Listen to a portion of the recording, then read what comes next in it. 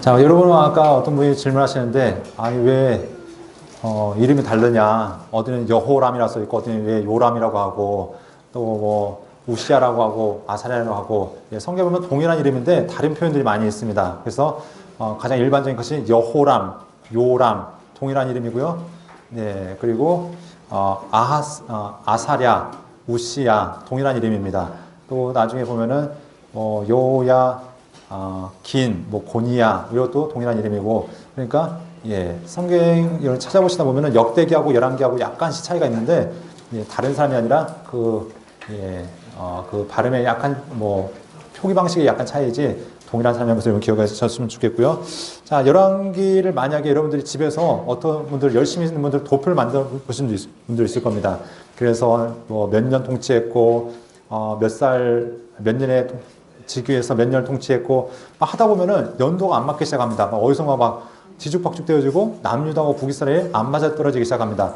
이런 문제가 무엇이냐면 연대를 측정하는 방식이 약간씩 다릅니다. 남유다하고 북이스라엘 차이가 있는데 그러니까 이런 것이죠. 우리나라의 나이 계산법하고 저 외국의 나이 계산법이 다르죠. 우리나라는 그냥 태어나면 한 살을 쳐줍니다.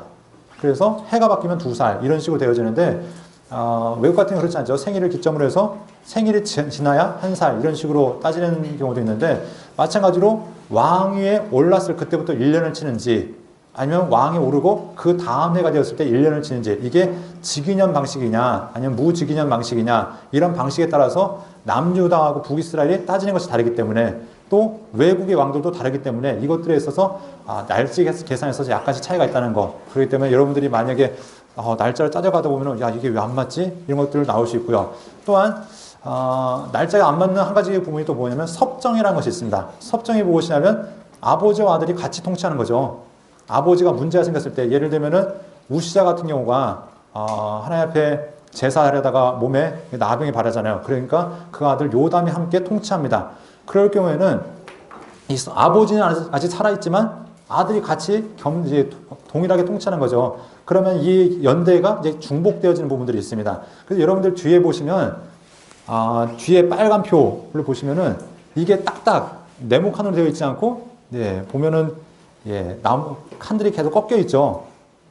그래서 위에 있는 보면은 여로보암과 나답도 약간씩 겹쳐져 있고 그다음에 바사 이런 식으로 해서 예, 모든 이게 같이 중복되어 있는 부분들이 있는데 이것들이 이제 섭정의 기간들 또한 다른 지역에서 통치하다가 이것이 전체를 통일하는 경우 이런 경우들이 있다는 것을 기억하시면 좋습니다. 가장 이제 일반적인 사례가 어디냐면 히스기야서입니다. 히스기야서가 아니라 히스기야입니다. 자, 히스기야 같은 경우는 우리가 일반적으로 뭐라고 얘기하냐면은 히스기야가 15년 연장받았을 때 아들을 낳아가지고 그것이 타락의 원인이 되었다라고 이렇게 얘기하는데 학자들에 의하면은 이미 이 15년 그 연장받아 살기 이전에 므낫세가 태어났다고 봅니다. 근데 성경상 표현을 보면은 므낫세가 12살에 왕이 됐기 때문에 그럼 12살 왕이 됐으면 히스기야가 15년 통치할 때 그때 태어난 거 아니야? 라고 얘기하는데 역시 섭정의 개념으로 생각하면은 이미 통치자 이제 15년 연장 받기 전에 태어났다는 것들 이런 것들을 염두에 주셨으면 좋겠습니다. 그러니까 이것이 날짜 계산에 있어서 성경에 드러나는 그 표면적인 거 보면은 우리가 이렇게 오해할 수 있는 부분도 있는데 그런 것들을 염두에 보시고 성경을 함께 보셨으면 좋겠습니다. 자, 아까 어디까지 했냐면 아직 전반기를 다 안 끝냈죠. 네.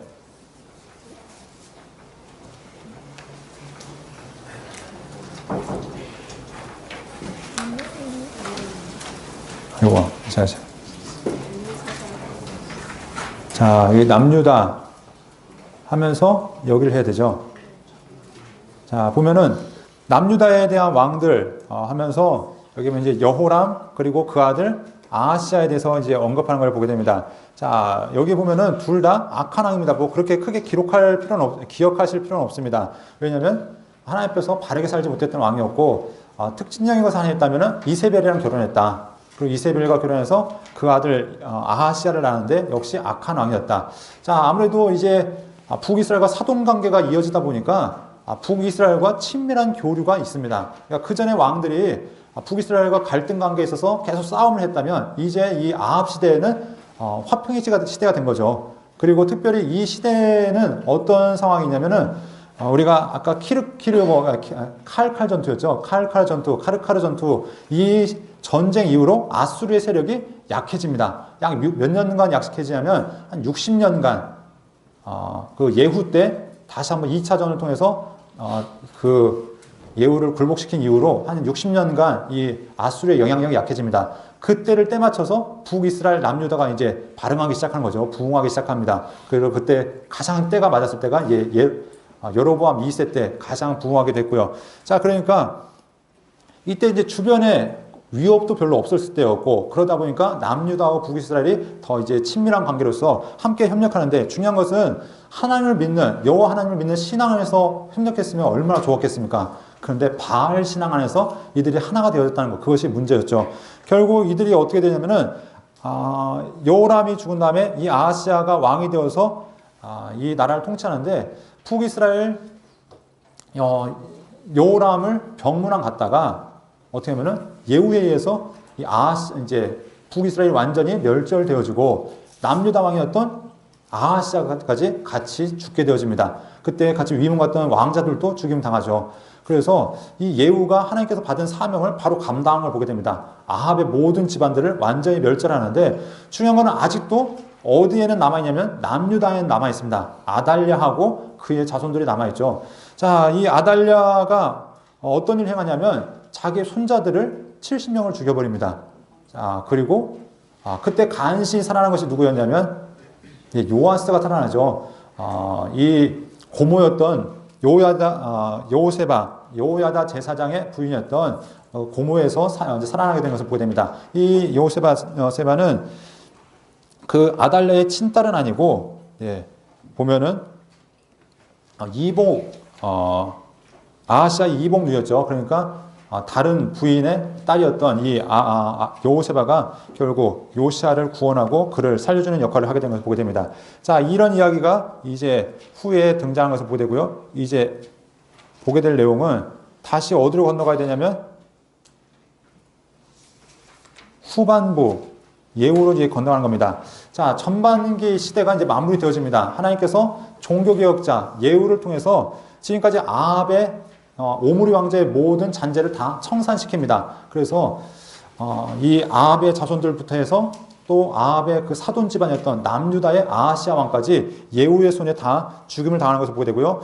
예후가 왕이 되어진 다음에 또 나라를 정하기 위해서 어떤 사건을 벌이냐면 신하들을 이제 바알과 아세라 선지자들을 모집합니다. 자기는 바알과 아세라 선자의 아세라 신의 아주 열렬한 지지자라고 얘기하면서 그 바알과 아세라 선지자를 한 곳에 모으고 그들을 학살하는 사건이 있습니다. 이렇게 속여서 이들을 학살하는데 이것이 하나님 마음에 그래도 합당하게 되어지죠. 그래서 이 하나님께서 예후의 집안에게 5대 동안 왕이 되을 수 있는 특권을 허락하십니다. 그리고 이 마지막으로 예후가 이세벨도 처형하는 것을 보게 됩니다. 그래서 아합의 집안의 모든 잔재를 말살하게 되고요. 이 예후의 이야기를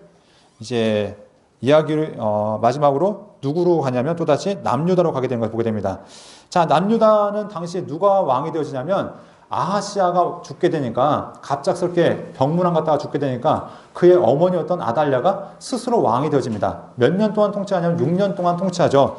그러면서 왕자들을 죽이고 자기가 왕이 되어집니다. 이때 요아스가 간신히 살아나면서 성전에서 6년 동안 피신하면서 그곳에서 이제 교육을 받기 시작합니다. 자기의 고모부와 고모에게 도움을 받으면서 또 자기의 마치 형제 같은 존재 사촌 스가랴와 함께 이렇게 자라나게 됩니다.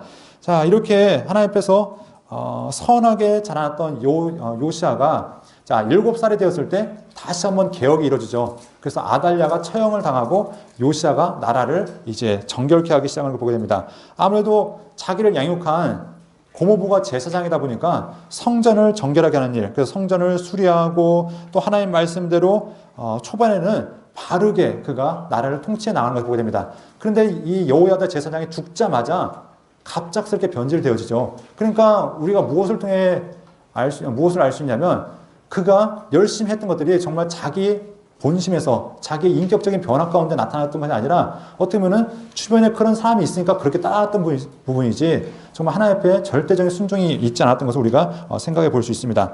자, 요시야 때 결국 어떻게 되냐면 신하들의 반역에 의해서 죽게 되어집니다.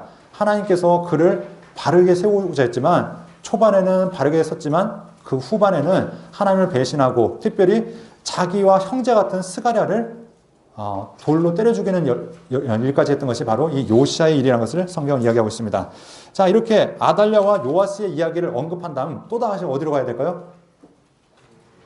네, 북이스라엘 또 가야 됩니다. 네, 성경을 보다 보면은 왔다 갔다 하다 보니까 우리가 좀 이야기가 정리가 잘 안 되는 부분이 있는데요. 그러니까 여러분들이 따로 이제 표를 만들어서 남유다 이야기를 전체로 한번 다 정리하시고 북이스라엘 이야기를 따로 한번 정리하시면 이것들이 여러분들이 이해하시는 곳에 이해하시는데 정말 용이할 겁니다. 그런데 지금은 우리 일단 성경 순서대로 가기 때문에 좀 왔다 갔다 해도 약간 이해해 주셨으면 좋겠습니다.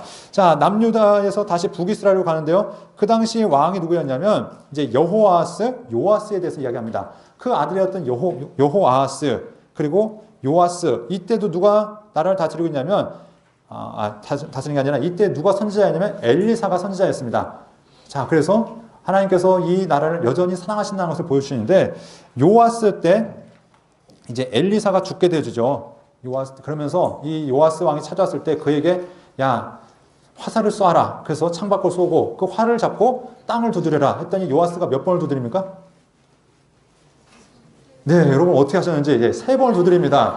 자, 이 3번 두드렸더니 엘리사가 한 얘기가 왕이시여, 왕이 여러 번 두드렸으면 이 나라가 정말 주변 모든 나라를 다 정벌하고 평안한 나라가 됐을 것인데 당신이 전쟁 가운데 3번 막 이길 것입니다.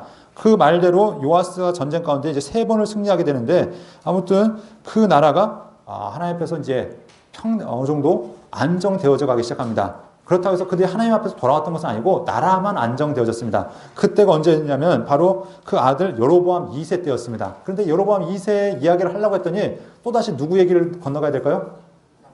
또 남유다로 건너가야 됩니다. 네, 그래서 요아스 때 그 당시에 왕이 누구였냐면 남유다의 아마샤라는 왕이었다고 얘기하고 있습니다. 이 아마샤와 요아스는 전쟁이 많이 있었습니다. 특별히 아마샤가 주변 나라들을 정복했습니다. 전쟁에 이 아마샤도 능했기 때문에 주변 나라를 이제 정복하다 보니까 자신감이 있는 겁니다. 그래서 북이스라엘한테 이렇게 얘기한 거죠. 너 나와, 나랑 싸우자. 그랬더니 요아스가 야, 가만히 있어.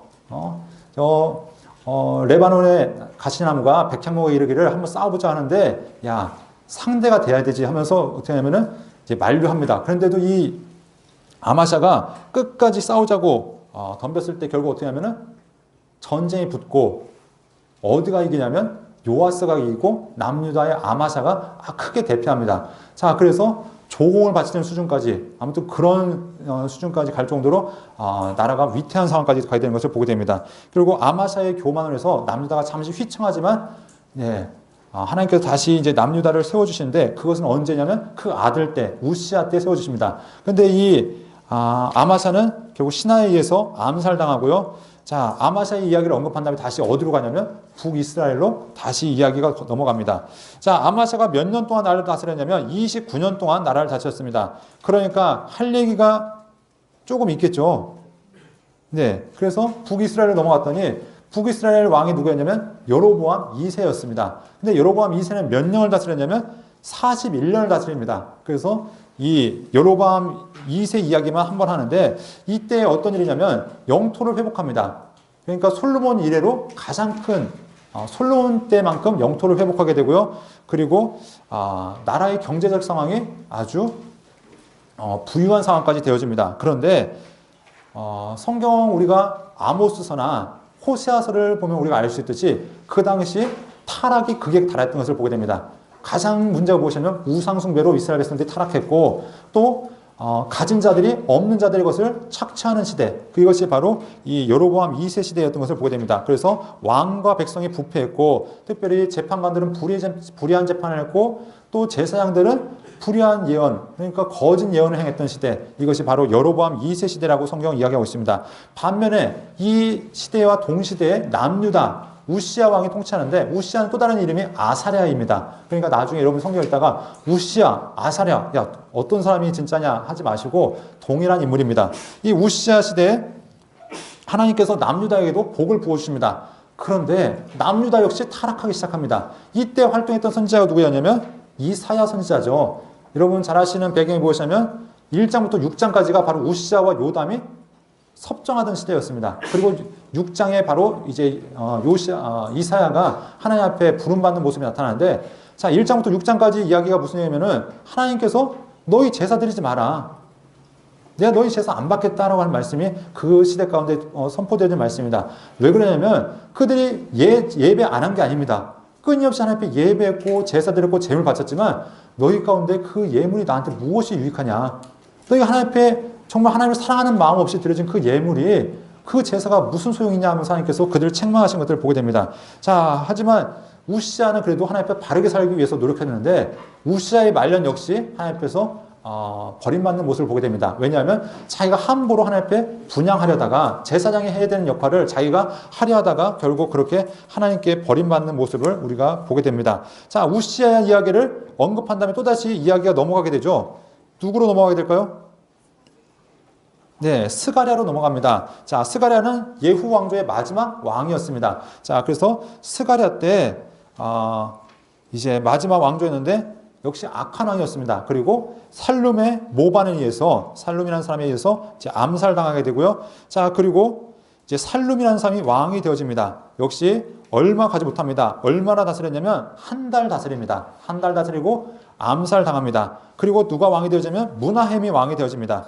자, 살룸을 죽이고 무나헴이 왕이 되어지는데, 자, 10년 동안 다스립니다. 그때 누가 쳐들어오냐면 당시에 아수르가 이제 침묵기를 깨고 이제 반응하기 시작합니다. 아수르가 이제 점점 세력을 확산시키기 시작하는데, 자, 이때 이 무나헴이 이 아수르 왕, 당시 불이라고 표현된 디글랏 빌레셀, 여러분 이제 예언서 시간 되면은 끊임없이 들을 겁니다. 제가 굳이 여기서 자세하게 설명하지 않아도 여러분들이 계속해서 들을 텐데, 자, 디글랏 빌레셀이라는 왕이 있습니다. 성경에는 또 다른 표현으로 불이라고 표현되어지는데, 이 왕이 이제 이 북이스라엘을 공격하니까 조공을 바치는 거죠. 그래서 부자들한테 돈 내 해가지고 이제 돈을 걷어서 네. 1000달란트를 이제 그에 바쳐서 자기들을 이제 돕는 그런 역할을 하게 됩니다. 왜냐하면 당시에 이제 아람이 공격하니까 제가 얘기를 잘못했네요. 당시 아람이 공격해 오니까 불에게 이제 요청을 해서 조공을 바치고 자기들에게 도움을 받는 일들이 있었던 것을 보게 되고요. 자, 무나헴 같은 경우는 자기 아들까지 같이 나라를 다스립니다. 그래서 무나헴의 아들 누구라고 말씀드렸죠? 네, 부가히야라고 말씀드렸습니다. 그래서 부가히야까지 나라를 다스리는데 역시 아버지가 악했던 것처럼 아들도 악한 것을 보게 됩니다. 자, 이제 북이스라엘 왕 몇 명 남지 않았습니다. 네, 저도 얘기하면서 머릿속에서 계속 막 머리 꼬이고 막 그러고 있는데 혀도 꼬이고 머리도 꼬이고, 자, 그런데 여러분들 얼마나 머리가 아프시겠습니까? 자, 그런데 자, 이제 얼마 안 남았습니다. 자, 베가라는 왕이 이제 나타나는데요.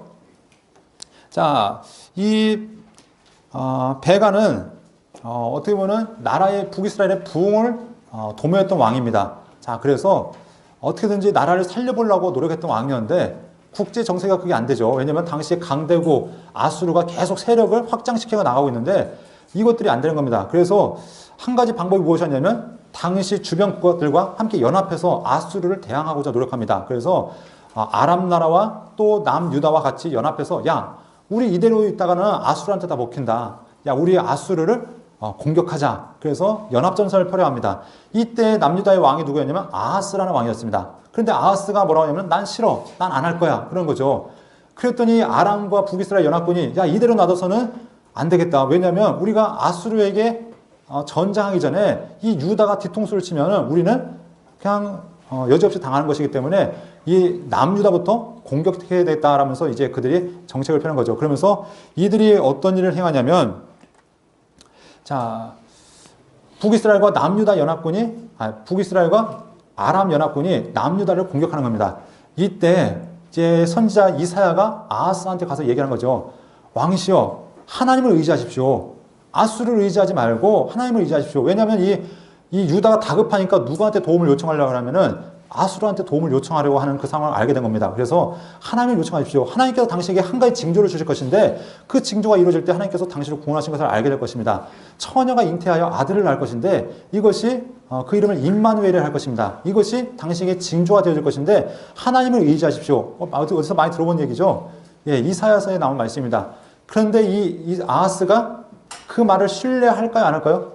안 하죠. 안 하고 아수르한테 도움을 요청합니다. 저희를 도와주십시오. 지금 이 연합군이 우리를 공격하려 합니다. 그랬더니 안 그래도 아수르가 어떻게 하면 이것들을 잡아먹을까 지금 기회를 엿보고 있는데 알아서 요청하는 거죠. 그래서 와서 아람을 멸망시킵니다.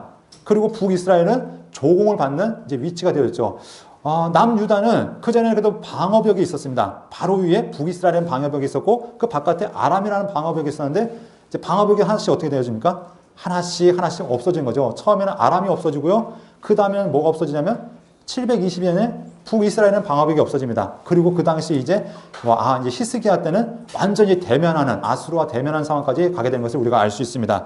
자, 아무튼 이 베가 때에 이렇게 연합전선을 펴서 남유다를 먼저 공격하고 북이스라엘 이 아수르에게 결국 주요 도시를 다 뺏기고 속국으로 되어지는 그런 상황이 있는 것들을 보게 됩니다. 자, 이제 북이스라엘은 한 명의 왕밖에 남지 않았습니다. 누구였을까요?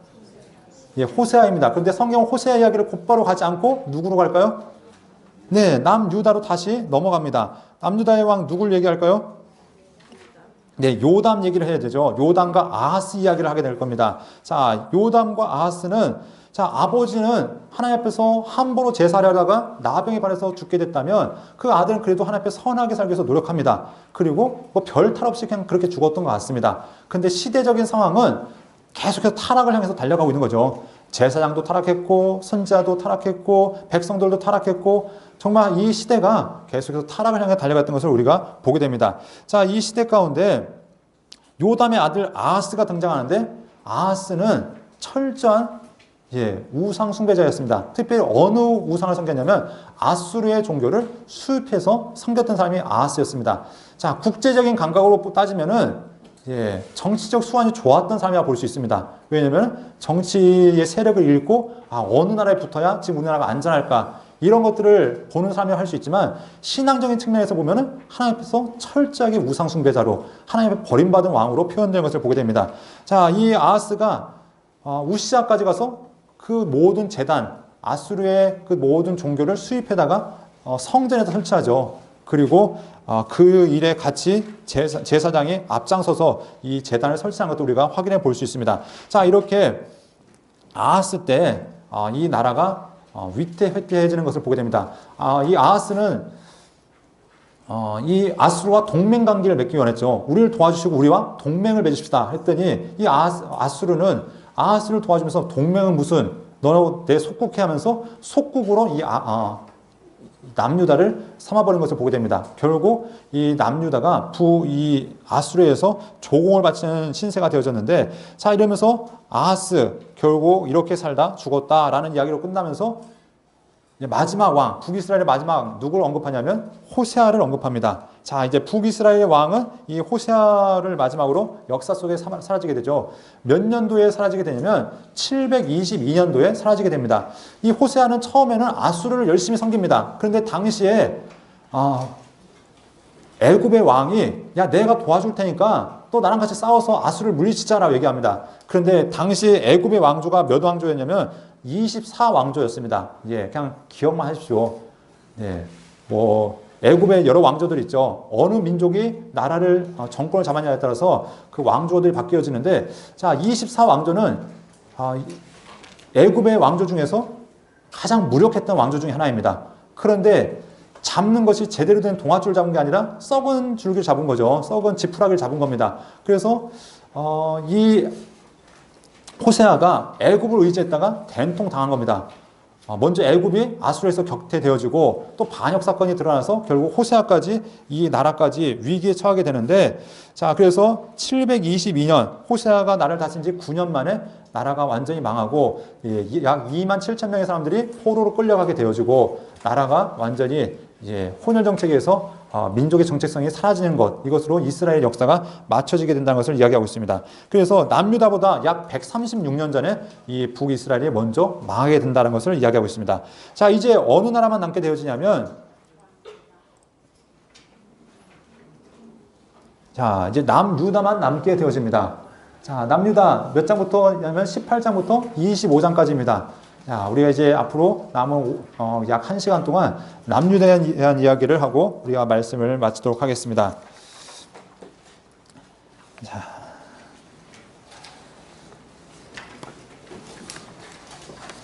자, 남유다. 자, 보면 남유다의 이야기는 누구부터 시작하냐면 히스기야 이야기부터 시작되어집니다. 여기에 보면 이제 맨 위치에 보면 중요한 두 나라가 등장합니다. 한 나라는 아수르라는 나라고요. 한 나라는 바벨론이라는 나라입니다.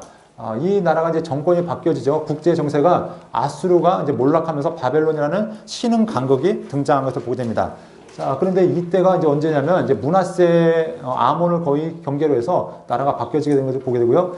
이때는 아직 아수르라는 나라는 강대국으로서 세계를 좌지우지하는 나라인 것을 보게 됩니다. 자, 아수르와 바벨론의 국제 정책이 약간씩 다릅니다. 정복지에 대한 처우가 달랐는데 아수르 같은 경우는 어떤 정책을 펴냐면 반역의 싹을 완전히 없애버립니다. 그래서 한 나라를 정복하면은 이 나라가 더 이상 반역하지 못하도록 이 나라 사람들을 완전 이주 정책을 펼쳐버리는 겁니다. 그래서 이 사람들을 다른 나라로 다 흩어버리고 딴 나라에 있는 사람들을 데려다가 이제 그 나라에 심는 겁니다. 그래서 이 사람들이 혼연 정책을 펴서 민족의 정체성을 완전히 사라지게 만드는 것이 바로 아수르의 정책이었습니다. 자, 이런 상황이 바로 아수르의 정책이었고, 바벨론의 정책은 무엇이냐면 그래도 그들의 문화와 종교를 인정해주는 이것이 바로 바벨론의 정책이었죠. 그래서 성경에는 우리 바벨론 같은 경우는 특별히 느부갓네살 왕, 우리가 다니엘서를 통해서 볼 수 있듯이 그 느부갓네살 왕이 하나님을 알게 되어주고 특별히 유다민들을 선대했던 그런 모습들도 우리가 보게 되어지는데 정책이 달랐다는 것, 이것들을 여러분 기억하셨으면 좋겠고, 더 포용적인 정책은 이제 페르시아 바사 때 가면 더 포용적인 것을 보이죠. 그래서 각 민족의 정체성을 인정해주고 그 신전이나 아니면 성전을 지토록 지원까지 해줬던 이것들을 우리가 확인해 볼 수 있습니다. 자, 아무튼 이제 아수르 시대에 이 히스기야가 왕이 되어지는데, 이 히스기야는 어떤 정책을 폈냐면 아버지가 친아수르 정책을 폈다면 이 히스기야는 반아수르 정책을 펴니다. 당시의 선지자가 이사야였는데 이사야의 말을 어느 정도 그래도 경청합니다. 그래서 이사야가 하지 말라고 하면은 하지 않는 것들이 바로 이 히스기야의 이제 정책인 것들을 보게 되는데요. 자, 히스기야가 어떻게 되어지냐면 하나님 앞에서 이제 바르게 살기 위해서 노력합니다. 그래서 종교개혁을 일으킵니다. 그리고 이때 유월절을 지키는데 엄밀히 따면 정확한 유월절은 아닙니다. 왜냐하면 한 달 정도 늦게 유월절을 지키기 때문에. 그래서 다윗 성경에 보면은 이스라엘 열왕 가운데 유월절을 제대로 지키는 왕 누구밖에 없냐면 요시아밖에 없다고 얘기하고 있습니다. 요시아는 종교개혁을 완전히 성공하고 그리고 이 종교개혁을 이제 유월절을 지켰는데 그래도 그나마 근접했던 것이 히스기야인 것을 보게 됩니다. 그래서 종교개혁을 일으키고 아수르에게 대항하려 했던 것, 이것이 바로 요시아의 모습이었던 것을 보게 됩니다. 자, 그런데 당시에 정세를 보면 이 히스기야가 처음부터 아수르에 대항했던 것은 아닙니다. 자, 주변 연합군에 의해서 같이 좀 처음엔 좀 동조하기도 합니다. 그런데 하나님 말씀을 듣고 그 모든 이제 지원들을 끊어내는 거죠. 자, 그런데 이제 아수르가 공격한다는 소식을 듣고서 무슨 일을 하냐면 그가 샘을 하나 파기 시작합니다. 자, 그래서 기온샘으로부터 터널을 뚫어서 예루살렘 성 안으로 이제 샘을 하나 파는데 그 샘의 이름이 무엇인지 아시죠? 연못을 하나 팠는데, 예, 여러분 군대에 가면 열심히 부르는 실로암, 예, 실로암이라는 그 샘을 그때 이제 파게 되는 것을 보게 됩니다. 그래서 이 히스기야가 샘 판 이야기가 나타나는 것을 보게 되고요. 자, 히스기야의 초반의 위대한 점은 무엇이냐면 하나님을 의지하는 신앙을 보여준 것을 우리가 알게 되어집니다. 우리가 여호수아, 사사기에 보면 하나님을 의지할 때 하나님께서 이스라엘 백성들을 어김없이 구원하셨던 모습들을 보게 되는데 이곳에서도 마찬가지입니다. 이 히스기야가 하나님을 의지할 때 당시의 왕이었던 사네립의 위협에서부터 그가 나라를 구원하는 사건들이 있는 것들을 보게 됩니다. 그래서 18만 5천 명의 군대가 이스라엘을 둘러쌌을 때 하나님께서는 이 히스기야의 기도를 들으시고 하나님께서 그 18만 5천 명의 군대가 온전히 물러가게 되는 것, 하루아침에 몰살당하는 것들을 보게 됩니다. 자, 사네립이 이제 고향으로 들어가서 자식들에게 암살당합니다. 우리가 이렇게 생각하면은 야, 군대가 18만 5천 명씩이나 죽었으니까 이제 이 나라 끝난 것 아닌가라고 생각하기 쉬운데 아니요, 그 후로도 이 나라가 계속해서 건재합니다. 뭐 그 후에도 에사라돈이라든가 또 그 왕들이 계속해서 나라를 이어가는데 잠시 주춤은 하지만 계속해서 아수르의 영향력이 계속해서 지속되어진다. 그래서 므낫세도 계속해서 그 아수르의 지배 아래에 있었다는 것을 기억하셨으면 좋겠는데요. 자, 히스기야가 하나님 앞에 기도했던 것 우리 함께 읽어보도록 하겠습니다. 19장 19절 말씀입니다. 시작.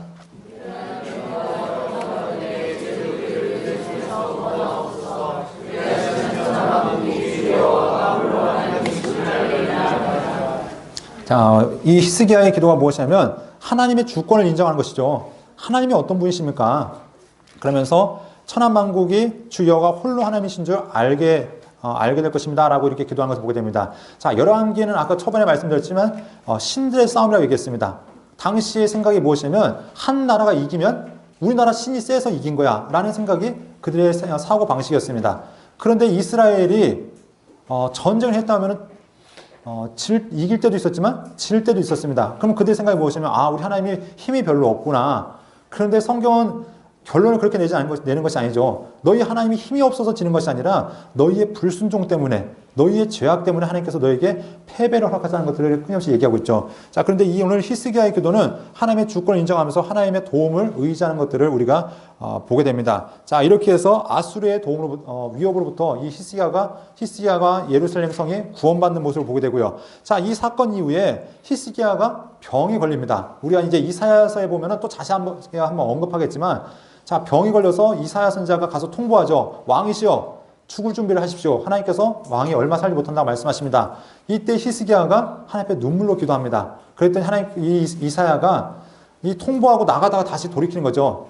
가서 하나님께서 당신이 다시 산다고 말씀하십니다. 그러면서 징표를 허락하시는데 그 일용표, 해 그림자에서 10도를 앞으로 나아갈 것인지 10도를 뒤로 물러갈 것인지 결정하라고 하십니다. 이때 히스기야가 해 그림자가 앞으로 나간 건 쉬울 수 있으니까 뒤로 물러가게 해주십시오. 자, 그렇게 해서 하나님의 증거를 통해서 그가 살아난다는 확신을 얻게 되는 것을 보게 됩니다. 자, 문제는 그 다음에 벌어집니다. 15년 동안 생명의 연장을 받는데 여러분, 이 이스라엘이라는 나라가 지금 강대국이 아닙니다. 이 남유다가 강대국이 아닙니다. 지금 북아람이라는 나라가 사라지고 북이스라엘이라는 나라가 사라지고 아수르라는 나라가 밀고 내려오면서 주요한 성읍들이 다 정복되어졌습니다. 지금 남은 것은 예루살렘 주변에 몇 개 성읍밖에 남지 않은 상황입니다.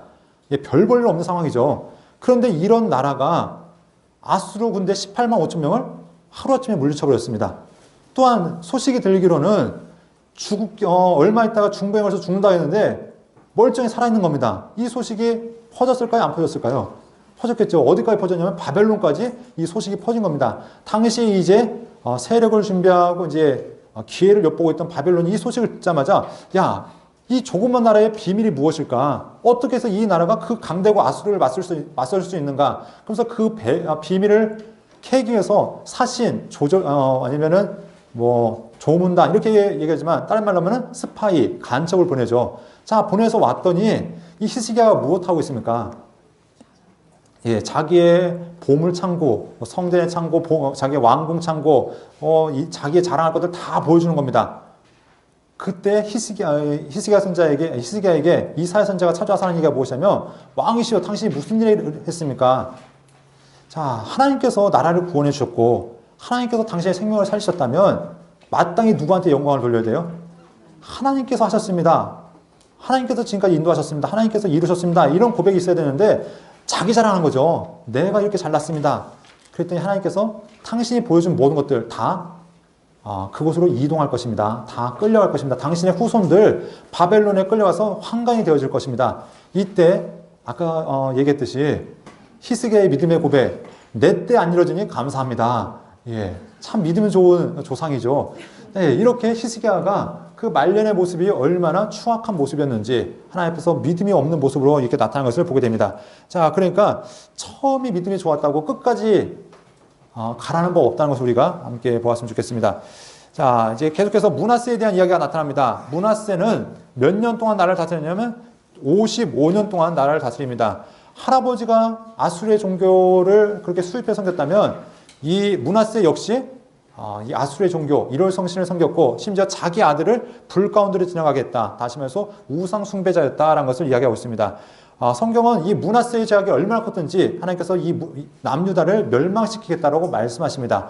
근데 우리가 이제 역대기에 가면은 이 므낫세의 한 가지 숨겨진 비화에 대해서 얘기하죠. 므낫세가 하나님 앞에 바벨론으로 끌려갔다가 다시 돌아온 이야기를 하면서 그가 하나님 앞에 회개해서 그의 하나님께서 회개를 받아주셨다는 얘기를 하고 있습니다.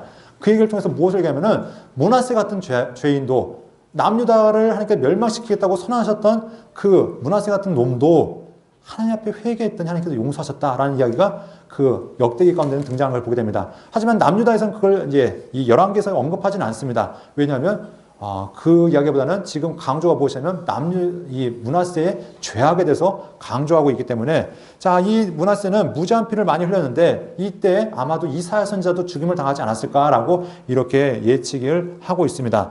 자, 계속해서 므낫세의 아들인 아몬에 대해서 이야기하는데 아몬 역시 악한 왕이었습니다. 그래서 결국 신하들의 반역에 의해서 죽임을 당했다라고 이야기하고 있습니다. 자, 그리고 그 아들이었던 요시야, 성경은 이 요시야를 선한 왕으로 얘기하는데 8살의 왕이 되어집니다. 자, 8살의 왕이 되어져서 나라를 통치하는데 당시에 많은 선지자들이 활동하기 시작합니다. 스바냐 선지자, 예레미야 선지자, 하박국 선지자, 이런 선지자들의 영향력을 받아서 그가 종교개혁을 일으키는데 첫 번째 이제 스바냐 선지자와 그 당시에 또 여선지자 훌다, 또 제사장들, 이런 영향력에 의해서 그가 종교개혁을 2차에 걸쳐서 벌이는 것을 보게 됩니다. 자, 그런데 어느 날 hil기야 선지자에게, 제사장 hil기야에게 야, 성전 좀 수리해 하면서 성전 수리를 맡겼는데 성전을 수리하다가 hil기야가 무엇을 가져왔냐면 성경을 가져온 겁니다. 성경 두루마리를. 여러분, 성전에서 성경을 발견했습니다. 이게 얼마나 놀라운 일입니까? 네, 교회에서 성경책을 발견했습니다. 안 놀랍습니까? 네, 오늘날로 따지면 당연한 이야기겠지만 성경의 당시에는 그렇게 흔한 책은 아니었겠죠. 그런데 얼마나 성경을 보지 않았으면 성전을 수리하다가 간신히 발견할 정도로, 다시 말해서 하나님께서 다윗에게 명령을 주신 것이 무엇이냐면 솔로몬에게 또 다른 거 하면 안 된다. 왕은 하나님 말씀을 가까이 해야 된다. 솔로몬도 하나님 앞에서 바르게 사는 것이 하나님 말씀을 가까이 하고 하나님 앞에 구하는 것을 얘기했다면 다시 얘기하면 다른 얘기, 왕들은 그렇게 하지 않았다는 것이죠. 그동안 하나님의 성경이 잊혀졌다는 것입니다. 그러니까 하나님 말씀을 모르고 자기가 옳다고 생각하는 것, 그것이 진리라고 생각하는 것, 그것을 따라 자기 멋대로 살아갔다는 것을 우리가 짐작해 볼 수 있습니다. 그러니까 이때서야 제대로 하나님 말씀으로 돌아오기 시작한 겁니다. 기준이 제대로 잡힌 거죠. 그 전까지는 나름대로 선한 왕으로 나름대로 바르게 산다고 노력했지만 하나님의 정확한 기준과는 벗어나 있던 것을 보게 됩니다. 자, 그래서 이때 2차 종교개혁을 통해서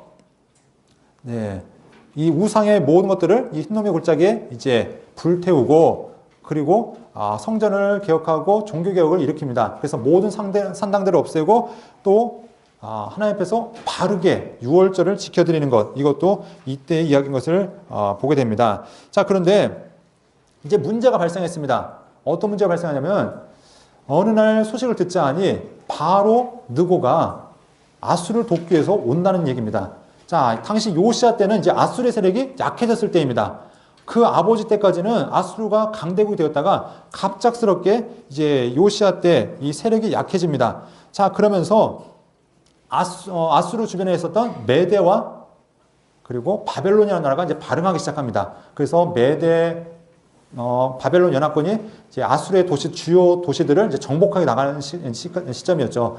그러니까 이제 아수르가 마지막으로 다시 한번 이제 발악을 하는 겁니다. 나라를 회복하기 위해서. 그런데 이때는 막 내전이 있어가지고 아수르 내부에 뭐 왕위 다툼이라든가 이런 다툼 때문에, 내전 때문에 나라가 하나가 되지 못하는 상황이었는데, 자, 이 아수르가 무너져 버리면 저 바벨론 입장에서는 새로운 나라가 들어오는 게 꺼려지는 겁니다. 그래서 어떻게든지 아수르 세력을 유지하고 위에서 긴장 상태를 만들기 위해서 아수르를 원조하기 위해서 이제 바로 느고가 이 아수르를 원조하기 위해서 올라가는 겁니다. 근데 당시 요시아가 종교개혁만 일으킨 것이 아니라 아수르에게 빼앗겼던 땅들도 회복합니다. 그래서 빼앗겼던 땅들을 회복하고 성들을 쌓고 도시들을 다시 재건했는데, 만약에 아수르가 회복되어지면 이 요시아는 어떤 위치에 처하게 되면 반역자, 아수르에게 낙인 찍히는 거죠. 그러니까 어떻게든지 아수르가 회복하지 못하도록 저지해야 되는 입장에 있는 겁니다. 그러니까 바로 누구가 올 때 이걸 도로 가지 못하도록 어떻게 되면은 저지해야 되는 위치에 있는 것이 바로 요아스의 위치였다는 것입니다. 요시아의 위치였다는 겁니다. 그래서 이제 저지하러 가는데 이 바로 누가 얘기하는 것이 무엇이냐면, 야, 나 막지 마라. 나 금방 갔다가 올 테니까, 너 이 나라에 피해 끼치지 않고 갔다 올 테니까 나의 길을 열어줘라 얘기하지만, 요시아가 용납합니까? 하지 않습니까? 할 수가 없는 거죠. 왜냐면은 갔다 와서 혹시라도 아수르가 다시 발흥하게 되어지면 자기 나라는 정말 위기에 처할 수밖에 없기 때문에 어떤 수를 써서라도 막아야 되는 위치인 겁니다. 결국 이 전쟁 가운데 누가 전사하냐면 요시아가 전사하게 되어집니다. 성경에 보면은 이 요시아의 죽음에 대해서 이야기하면서 그가 앞으로 있어질 그 끔찍한 일들, 예레미야를 통해서 예언했고 하박국과 스바냐를 통해서 예언했던 그 끔찍한 일들을 보지 않을 거라고 얘기했지만, 아무튼 이렇게 전쟁 가운데 전사함으로 나라가 정말 위태한 상황에 이제 처하는 것을 보게 됩니다. 자, 어떤 상황에 처하게 되냐면,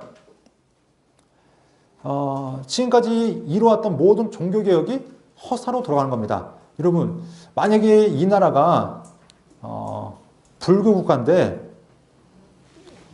절을 다 없애고 교회 세운다고 사람들이 다 예수님 믿겠습니까? 안 그러겠죠.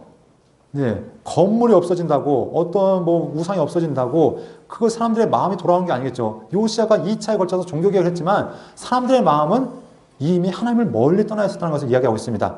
그래서 아무리 산당을 없앴고 우상들을 없앴고 제사장들을 죽였지만, 거짓 제사장들을 죽였지만 백성들의 마음은 이미 우상 가운데 깊이 젖어있던 것을 보게 됩니다. 그러니까 요시아가 죽자마자 다시 원상 복구가 되는 거죠. 그러면서 나라가 다시 우상으로 이제 복귀하는 것을, 우상 숭배로 복귀하는 것을 보게 됩니다. 자, 그러면 요시아가 죽으면서 요시아의 후계자로 누가 세워지냐면 여호아하스가 세워지게 되는 것을 보게 됩니다. 자, 왜냐하면 여호아하스는 어떤 사람이냐면 요시아의 둘째 아들이었는데, 어떤 정책을 폈냐면 반애굽 정책을 폈습니다. 우리는 애굽을 의지해서는 안 됩니다 라고 얘기하는 반애굽파가 바로 여호아하스였습니다. 그런데 요시아 왕이 누구한테 죽었냐면 애굽에 의해서 죽었죠.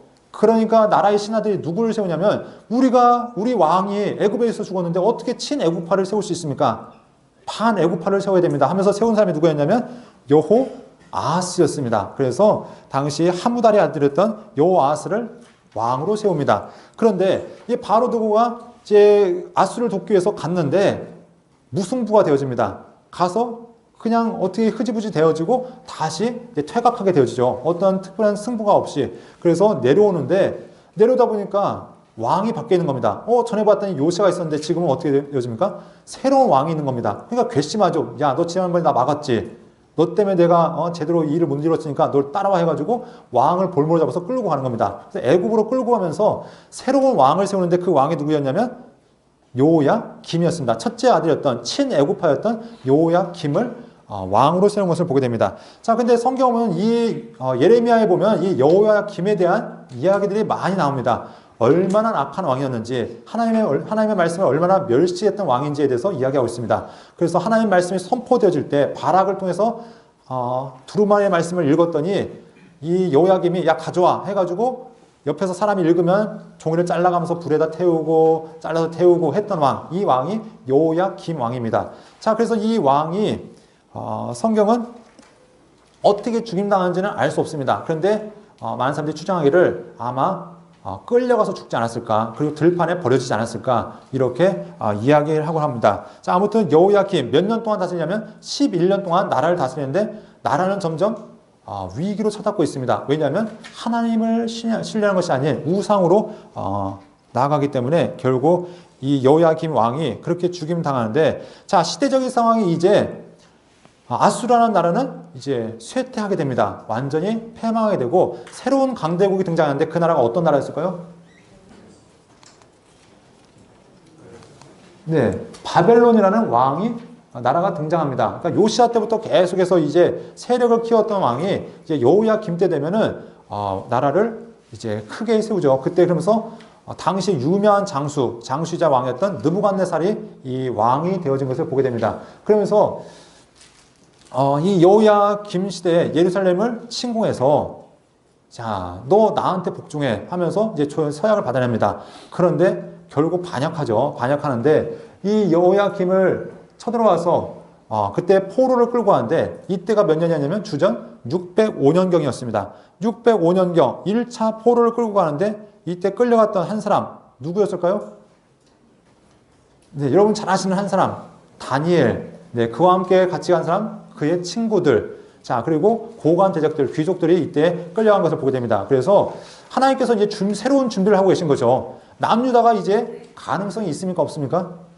네, 하나님께서 그 당시 예언자 예레미야를 통해서 무슨 말씀하시냐면 하나님께서 하나님 보실 때 이 남유다를 두 부류로 나눌 수 있는데 하나는 좋은 무화과 광주리와 썩은 무화과 광주리, 나쁜 무화과 광주리로 나눌 수 있다. 근데 좋은 무화과 광주리는 어떤 거냐? 바벨론에 항복하고 거기에 끌려가는 자들은 좋은 무화과 광주리다. 그런데 하나님을 말씀을 거역하고 끝까지 살겠다고 발악하는 자들, 이 땅에 머물러 있어야 된다고 주장한 자들, 거기가 나쁜 무화과 광주리다. 왜냐하면 하나님의 계획은 어디서 다시 시작하신 것이냐면 바벨론에서부터 다시 시작하고자 하는 하나님의 계획이 있다는 것. 이것이 하나님의 말씀이었다는 것입니다. 그런데 1차로 하나님께서 이 준비를 하기 위해서 누굴 보내시냐면 다니엘과 세 친구를 먼저 바벨론 땅에 보내신 것입니다. 그래서 왕궁에 보내서 그 가운데 고위직에 앉히시죠. 그리고 특별히 여러분 다니엘서를 보시면 알겠지만 왕이 누굴 알아가냐면 하나님을 알아갑니다. 다니엘서는 단지 다니엘의 이야기가 아니라 느부갓네살이 하나님을 어떻게 고백하고 있는지 당시에 가장 강한 강대국이라고 얘기하는 제국이라고 얘기하는 이 바벨론의 대표적인 수장이 하나님을 향해서 어떻게 신앙 고백하는지를 우리가 살펴볼 수 있다는 것입니다. 자, 그리고 이렇게 1차 시간이 지난 다음에 자, 여호야김이 죽습니다. 그리고 여호야김이 왕이 되어지는데 자, 이 바벨론 왕이 다시 침공하죠. 와서 봤더니 지난번에 반역했던 여호야김은 이미 죽고 없고 새로운 왕이 되어졌는데 그게 누구입니까? 여호야김이죠. 그러니까 또 일로 와봐. 너도 내 말 안 들었지 하면서 어떻게 하냐면 끌고 가는 거죠. 자, 이게 몇 차 포로냐면 2차 포로입니다. 자, 끌고 가면서 이때 여호야김을 끌고 가면서 혼자 끌고 간 게 아니라 많은 기술자들을 같이 끌고 갑니다. 그래서 유다에 있었던 기술자들과 더불어서 쓸만한 사람들을 끌고 가는데 이때 같이 끌려간 사람 중에 하나가 누구냐면 에스겔이었습니다.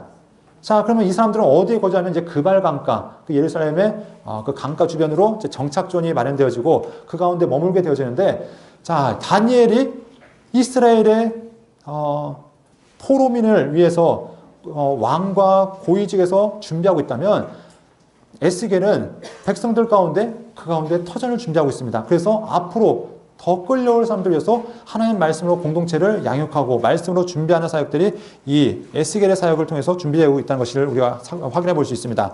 자, 그리고 이제 여호야김이 3개월 만에 끌려가 버렸다면 마지막 왕으로 누가 세워지냐면 시드기야라는 사람이 왕으로 세워지게 되는 것을 보게 됩니다. 자, 시드기야는 몇 년 동안 통치하냐면 11년 동안 나라를 통치하게 되어집니다. 근데 시드기야, 여러분 잘 아시는 것처럼 우유부단함의 대명사입니다. 자, 그래서 하나님 말씀이 선포되어지면 그래 하면서 그 가운데 귀 기울이고 순종하는 척합니다. 그러다가 신하들이 왕이시죠, 그건 아니시죠, 채통을 지키셔야 됩니다 하면은 맞지 하면서 끊임없이 하나님에 대한 신앙과 그 애굽에 대한 갈등으로 흔들렸던 것, 이것이 바로 시드기야인 것을 보게 됩니다. 자, 그래서 이 시드기야의 말년은 어떻게 되어지는가? 결국 신하들의 말을 듣고 바벨론에 반역을 하게 됩니다. 왕이시여, 애굽을 의지해야 됩니다. 애굽이 대세입니다. 대세를 제대로 못 읽은 거죠. 그리고 결국 바벨론이 느부갓네살에 의해서 침공당했을 때, 이 바벨론의 느부갓네살에 의해서 남유다가 침공당했을 때 이 시드기야의 두 눈이 뽑히고 또 특별히 그 전에 자식들이 죽임을 당하고 끌려가서 죽었다는 이야기가 성경의 마지막으로 있는 것을 보게 됩니다. 남유다의 운명은 어떻게 되어진가? 이제 속국이 되어집니다. 그래서 이 남유다 지역, 강 건너편 이제 이 요단강 주변 지역을 다스리는 이제 그달리아라는 총독이 세워지고 이 총독에 의해서 이제 바벨론의 속국으로 이제 전락하게 된 것을 보게 됩니다. 그런데 그달리아 역시 이스마엘이라는 사람에 의해서 이제 암살당하게 되죠.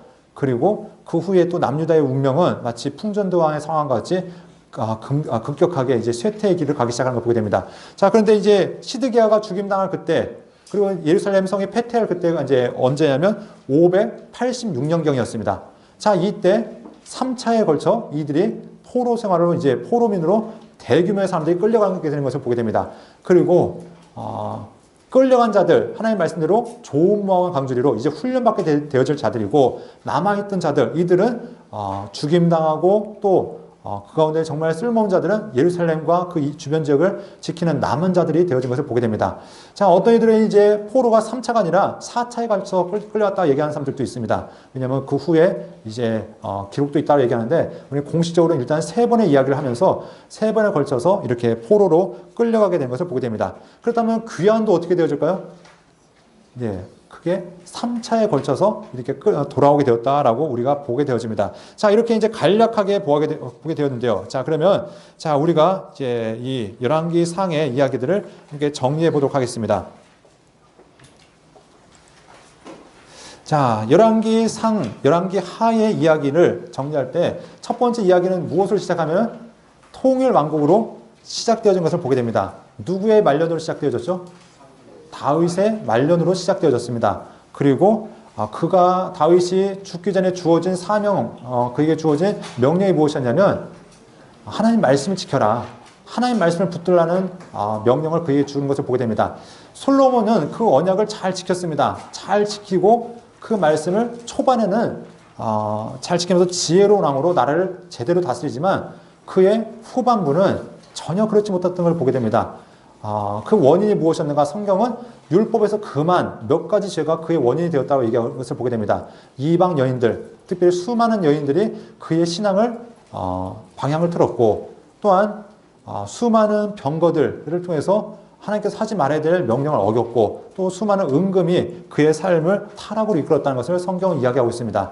초반에는 얼마나 지혜로운 왕이었던지 하나님의 음성에도 귀 기울인 사람이었지만 정말로 낮고 낮은 그 창기의 소리에도 귀 기울이는 왕이 그 솔로몬의 왕이었던 것을 보게 됩니다. 그래서 지혜로운 왕으로 솔로몬이 재판을 정말 제대로 할 수 있는 왕이 솔로몬의 왕이었던 것을 보게 되는데, 그의 말년은 정말 추악한 모습으로, 그 말년이 정말로 좋지 않은 모습으로 말년이 마무리되었던 것을 보게 됩니다. 자, 그러면서 하나님께서 이 나라를 솔로몬의 제약으로 말미암아 나라를 두 부로 나누셨다고 말씀했습니다. 분열 왕국에 있어서 기억해야 될 두 사람 누구라고 말씀드렸죠? 예, 여로보암과 예후라고 말씀드렸습니다. 왜냐하면 하나님께서 각 시대를 개혁하기 위한 종교 개혁자로 세우셨다고 말씀했습니다. 솔로몬의 죄악에 대한 종교 개혁자가 누구였냐면 여로보암이었습니다. 여로보암을 통해서 이스라엘을 새롭게 하려고 하셨지만 하나님의 계획과 기대가 어긋나 버렸죠. 하나님께서는 북이스라엘이 비록 죄악 가운데 계속 몰락해 나가지만 북이스라엘을 절대 포기하지 않으십니다. 왜냐하면 이들도 약속의 백성이기 때문에 그렇습니다. 이스라엘 12민족 가운데 하나님께서 몇 민족을 주셨냐면 11민족, 11지파를 이스라엘 가운데 주셨습니다. 그 얘기는 무엇이냐면 남유다도 사랑하시지만 북이스라엘도 그만큼 하나님께서 사랑하시고 관심 갖고 있다는 것입니다. 하나님께서 만약에 이 북이스라엘을 버리셨다면 선지자들 아무도 보내시지 않으셔야 됩니다. 그런데 하나님은 끊임없이 선지자를 보내시고 그들을 향해서 돌아오라 말씀하십니다. 그들을 끊임없이 징계하시기도 하지만 그 징계가 하나님께서 너희 멸망해라, 너희 죽어라는 표현이 아니라 제발 좀 돌이켜라, 제발 좀 하나님께 돌아오라는 그 사랑의 표현이었던 것을 우리가 보게 되죠. 자, 그러면서 그런 가운데 하나님께 돌아왔던 몇몇 사람에 대해서 우리가 살펴보았습니다. 대규모 흐름은 없었지만 그 가운데서도 하나님을 신뢰했던 몇몇 사람들이 있었다. 그것들이 성경에 나타난 것들을 보게 되고요. 자, 결국 하나님께서 여로보암을 통해서 실패하신 것들 다시 한번 개혁하기 위해서 누굴 세우셨냐면 예후를 통해서 개혁하기 원하셨다. 그래서 예후를 통해서 새롭게 북이스라엘을 새롭게 하기 원하셨지만 예후 역시도 실패했다는 것을 성경은 이야기하고 있습니다. 그래서 북이스라엘 여로보암과 예후를 통해서 중심축을 잡고 그와 이제 지그재그로 누구의 이야기가 되어지냐면 남유다와 북이스라엘의 이야기가 계속 지그재그로 이렇게 번갈아가면서 있었다고 얘기했습니다. 지그재그 되는 방식은 어떤 방식이라고 얘기했죠? 한 나라의 통치년 안에 상대 나라의 왕이 포함되어질 만큼 이야기한다고 했습니다. 그래서 마지막 왕이 예를 들어서 40년을 다스렸으면 그 40년에 다스린 상대 국가의 왕이 몇 년 동안 다스리냐, 또 마지막 왕의 연도에 포함해서 또 상대편 왕의 이제 나라들 이렇게 살펴본다 얘기했는데요. 자, 이렇게 해서 총 8번이 번갈아 가면서 지그재그식으로 되어졌다고 말씀을 드렸습니다. 자, 그러면서 북이스라엘의 마지막 운명, 결국 722년에 아수르에 의해서 멸망당했습니다. 성경은 당시에 강대국이 당시에 아수르라는 나라가 강했기 때문에 망했다라고 성경은 말하지 않습니다. 망한 원인이 무엇이냐? 하나님께 불순종했기 때문이다. 나라의 강함과 약함에 의해서 이 나라가 강하게 서고 아니면은 쇠퇴하는 것이 아니라 이 이스라엘 나라는 철저하게 하나님과 어떤 관계에 있냐에 따라서 이 나라가 강대국이 될 수도 있고 약해질 수도 있다는 것을 성경 말씀하고 있다는 것입니다. 가장 큰 신뢰가 히스기야 때였죠. 히스기야는 정말 보잘것없는 나라였습니다. 예루살렘 그 조그만 나라, 그 지역 하나만 갖고 있음에도 불구하고 하나님을 신뢰할 때 하나님께서는 당시의 강대국도 물리치는 능력을 허락하셨다는 것입니다. 특별히 그가 죽을 병에 있음에도 불구하고 하나님께서 살리셨다는 것을 보여주고 있습니다. 이걸 통해서 이 나라의 운명은 정치적 수완에 달려있는 것이 아니라 얼마나 경제적으로 부강한가의 문제가 아니라 하나님 앞에서 얼마나 하나님의 말씀을 신뢰하는가, 신뢰하지 않는가의 문제라는 것을 끊임없이 말씀하고 있는 것들을 보게 됩니다. 자, 이렇게 분열 왕국의 시대가 마무리되어지고 남유다의 이제 잔존 왕국이 시작되어지는데 히스기야부터 마지막 시드기야까지의 시대를 보면은 반짝하고 한번 드러났던 왕 요시야 왕 때 빼놓고는 거의 그냥 보잘것없는 처음에는 좀 선했다가도 마지막에는 이렇게 악한 왕으로 이렇게 시대가 마무리되어진 것을 보게 됩니다. 자, 이제 이 시대를 우리가 살펴보면서 우리가 기억해야 될 것들이 있습니다. 무엇이냐면 이 열왕기는 우리에게 무엇을 알려주는가? 이것들을 다시 한번 정리해야 되겠죠. 우리가 열왕기를 읽으면서 어떤 재밌는 이야기가 있는가? 이것들이 우리의 관심사가 아니라 하나님께서 이 왕들을 어떻게 붙드셨는가? 이 왕들은 하나님 앞에 어떻게 순종했는가? 그러니까 이 열왕기는 왕들에 대한 이야기가 아니라 다시 말해서 이스라엘을 이끄셨던 하나님에 대한 이야기입니다. 비록 제가 이제 설명은 왕들을 중심으로 계속해서 얘기했지만 이들이 하나님 앞에 어떻게 반응했는가? 그리고 그들이 하나님 앞에서 어떻게 신실하게 살아갔는가? 이런 이야기가 여러분 주목이 되어야 될 줄 믿습니다. 그래서 다윗의 이야기부터 시작했던 그리고 마지막 바벨론의 포로로 끌려갔던 여호야긴이 회복되는 이야기까지 말씀이 되어지면서 성경은 하나님을 신뢰할 때 하나님께서 하나님께서 그 나라를 이끄실 것이지만 하나님을 신뢰하지 않을 때 하나님께서 그들을 징계하신다는 이 신명기 서간의 이야기가 끊임없이 흘렀던 것을 보게 됩니다. 하나님은 과거에나 여호수아 때나 아니면 지금 시드기야 때나 동일하신 하나님으로 말씀하고 있습니다. 그들이 하나님을 신뢰하면 하나님께서는 그들의 삶 가운데 역사하시는 하나님이라는 것을 우리에게 말씀하고 있다는 것입니다. 자, 우리가 이 말씀들을 기억하면서 자, 하나님은 우리에게 어떤 분이 되시는가? 이것들을 다시 한번 여러분 마음속으로 점검했으면 좋겠습니다. 당시의 왕들은 이스라엘의 왕들은 주변 나라의 다른 왕들과 달랐습니다. 주변 나라의 다른 왕은 왕이 없었죠. 그 사람이 최고의 왕이었습니다. 하지만 이스라엘은 반드시 인정해야 되는 것이 무엇이냐면 하나님의 주권을 인정해야 됐습니다. 내가 비록 왕이지만 나는 대리 통치자입니다. 하나님이 진정한 왕이십니다. 하나님이 나의 전부이시고 이 나라의 주인이십니다. 이것들이 그의 삶 가운데 고백이 있어야 된다는 것입니다. 우리 함께 이 시간 함께 기도하기 전에 찬양을 함께 고백했으면 좋겠는데요. 예, 내가 주인 삼은이라는 우리 함께 찬양입니다.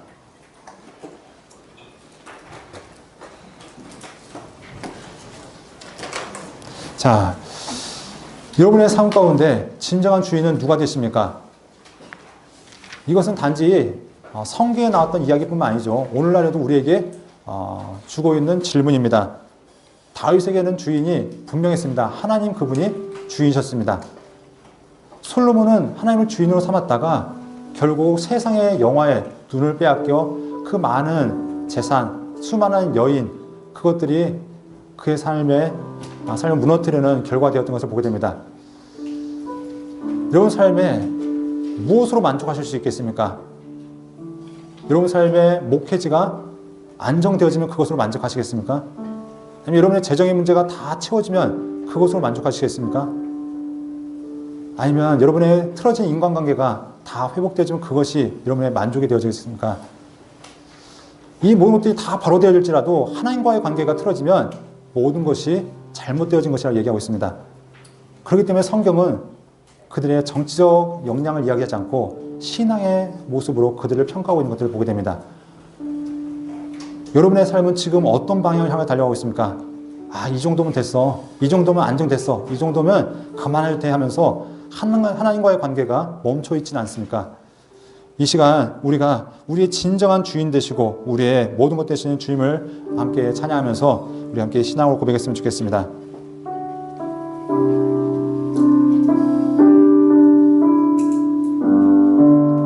내가 주인 삼을 모든 건 내려놓고 내 주 대신 주 앞에 나가 내가 사랑했던 모든 건 내려놓고 주님만 사랑해. 다시 한번 고백하시겠습니다. 내가 주인 삼은 모든 건 내려놓고 내 주 대신 주 앞에 나가 내가 사랑했던 모든 건 내려놓고 주님만 사랑해. 주 사랑 거친 풍랑에도 깊은 바다처럼 나를 잠잠케 해. 주 사랑 내 영혼의 반석 그 사랑 위에 서리. 주 사랑 거친 풍랑에도 깊은 바다처럼 나를 잠잠케 해. 주 사랑 내 영혼의 반석 그 사랑 위에 서리. 우리 함께 기도하시겠습니다. 여러분의 진정한 왕은 누구십니까? 하나님은 이스라엘의 진정한 왕이 되기 원하십니다. 단지 사사시대뿐만 아니라 열왕들이 다스리는 그 시대에도 하나님은 이스라엘의 유일한 왕이 되고 싶어 하셨습니다.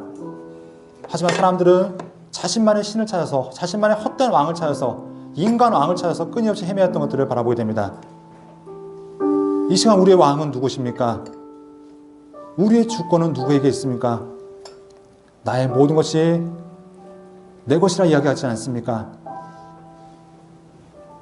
이 시간 우리의 진정한 왕 되신 하나님께 주님만이 나의 진정한 왕이십니다. 주님만이 나의 진정한 주인이 되십니다. 주님만이 나의 모든 것 되십니다라는 온전한 고백으로 주님 앞에 나아가기 원합니다. 함께 기도하시겠습니다. 아버지 하나님 붙드시고 인도하여 주시옵소서. 하나님 아버지 하나님의 우리의 왕 되신 하나님, 하나님만이 나의 주인 되시며 하나님만이 나의 구원자 되시며 하나님만이 여호와만이 나의 하나님 되시는 아버지 귀한 역사를 관계해 원합니다. 하나님 세상의 헛된 신들이 주인이라 얘기하고 아버지 세상의 왕들이 내가 주인이라며 아버지 그들의 강함을 드러낼 때 아버지를 순전한 주인은 주님밖에 없습니다. 나의 모든 것 되신 주님이 우리의 모든 것 되신 주님이 우리의 전부 되신 주님이 아버지 우리 함께 하시고 인도하여 주시옵소서.